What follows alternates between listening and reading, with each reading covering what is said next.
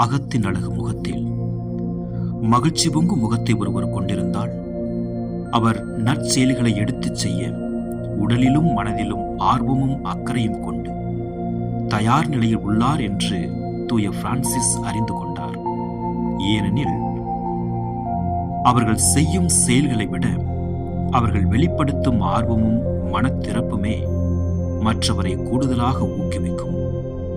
இக்காரணத்திற்காகவே தூய பிரான்சிஸ் சோர்வு கொண்ட முகத்தினரை பார்க்கவும் விரும்பவில்லை.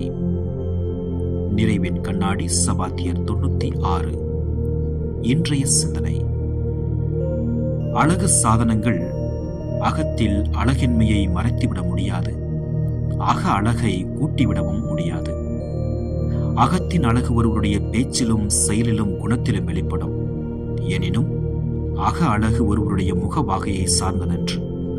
சுருக்கமும் வெடிப்பும் நிறைந்த ஒரு தொழிலாளியின் முகம் அவரது உழைப்பின் மேன்மையை காட்டும் அழகாகும். ஏனெனில் நமது முகபாவனை மற்றவரது உணர்ச்சிகளை கட்டுப்படுத்தும் என்பதால் மற்றவரை சோகம் கொள்ளச் செய்யும் முகபாவனைகளை நமது கட்டுப்பாட்டிற்குள் வைத்திருப்பது நல்லது. எனினும் அது வெளிவேடமாக மாறிவிடாது பார்த்து கொள்ள வேண்டும்.